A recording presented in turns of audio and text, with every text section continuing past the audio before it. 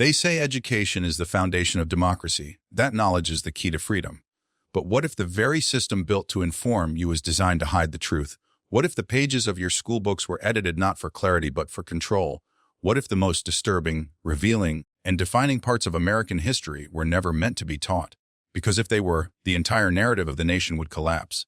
This isn't a conspiracy theory. This is documented fact. Over a century of erased events, silenced voices, and deliberate omissions, not by mistake, but by design. Because when power is threatened by truth, it doesn't argue, it erases.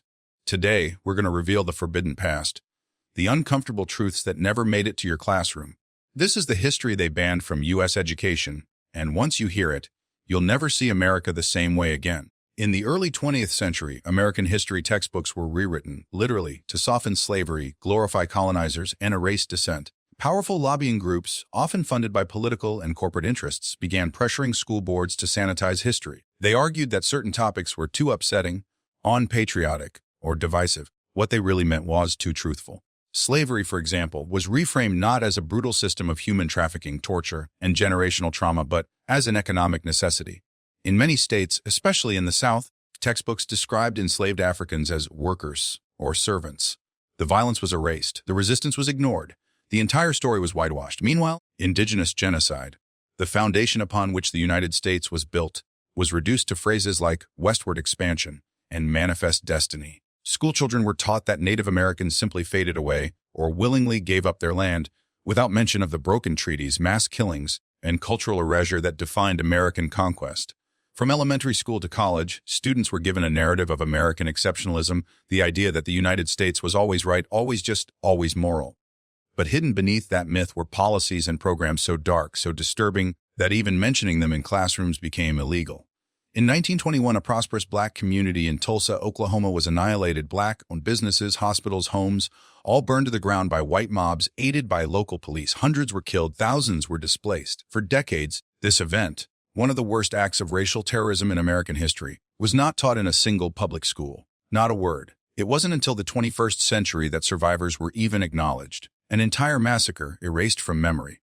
But Tulsa wasn't an exception. It was part of a pattern. In the late 19th and early 20th centuries, dozens of black communities across the U.S., from Rosewood, Florida to Wilmington, North Carolina, were violently attacked and destroyed. These were not riots. These were orchestrated purges. Communities that had achieved economic success despite systemic racism were seen as threats to white dominance and eliminated.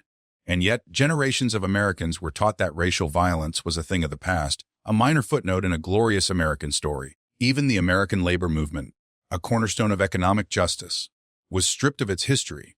Children learned about the benefits of capitalism, but not the blood that paid for it.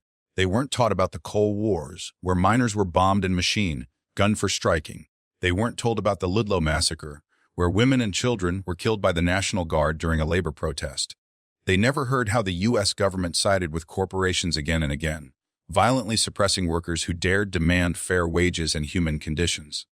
And then there's Hawaii. Ask most Americans how it became a U.S. state, and you'll hear something vague about annexation and a vote. What they don't learn is that U.S. businessmen, backed by Marines, overthrew the Hawaiian monarchy in 1893, imprisoned the Queen, abolished the native government, and seized the islands for corporate gain. It was a coup, not a democratic process. And yet, textbooks describe it as a peaceful union. The same erasure applies to Puerto Rico, an unincorporated U.S. territory for over a century. Its people are U.S. citizens, but they cannot vote for president. Their economy has been manipulated by U.S. tax laws, their independence movements crushed by FBI surveillance, and thousands of Puerto Rican women were sterilized without consent in the mid-20th century. And yet, few American students ever learn Puerto Rico's story, because it complicates the image of the U.S. as a beacon of freedom. Let's talk about the Native American boarding schools, institutions where indigenous children were forcibly removed from their families, stripped of their language, culture, and identity. Run by Christian missionaries and the U.S. government, these schools operated under the motto, "Kill the Indian, save the man." Children were beaten for speaking their native languages. Some were sexually abused. Many died and were buried in unmarked graves. And yet, until very recently, this cultural genocide was not part of any public school curriculum. It was considered irrelevant, or worse, justified. And what about America's secret wars? Not the ones fought overseas, but the ones waged at home. During the 1960s and 70s, the FBI launched COINTELPRO, a covert program to spy on, discredit, and destroy civil rights leaders. Martin Luther King Jr. was wiretapped. The FBI sent him anonymous letters urging him to commit suicide. Black Panther leaders were targeted, imprisoned, or assassinated. The goal was not public safety, it was control.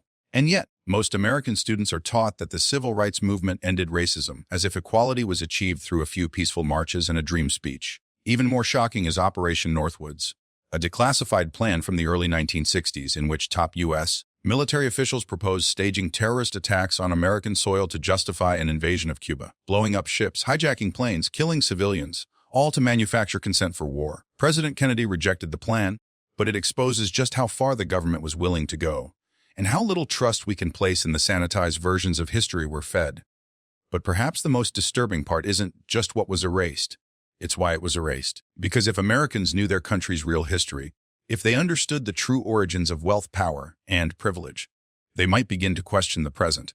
They might see the patterns repeating: mass incarceration replacing slavery, voter suppression replacing poll taxes, corporate monopolies replacing robber barons. They might realize that inequality isn't a glitch in the system, it is the system, and that's dangerous for those who benefit from silence. In 2023, more than 40 U.S. states introduced bills to ban or limit the teaching of so-called divisive concepts in classrooms, including racism, sexism, and systemic injustice. Some states passed laws requiring teachers to present slavery as a necessary evil, or to avoid any topic that might make white students feel uncomfortable. Think about that. History isn't being rewritten, it's being deleted. Entire curriculums are being sanitized to protect feelings, not facts. This is not education.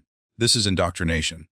And the only way to break free is to seek the truth, even when it's ugly, even when it's painful, even when it challenges everything you were taught to believe. Because the truth doesn't need permission to exist. It only needs people brave enough to face it. So if this video opened your eyes, even a little, share it. Let others know that the story they were told is not the full story. Comment, "I see the truth now," and help us bring the hidden history into the light. And most importantly, subscribe. Because here on Ancient Light, we don't just tell history, we reveal the history they tried to erase. The truth was never meant to be forgotten. But now, it can no longer be ignored.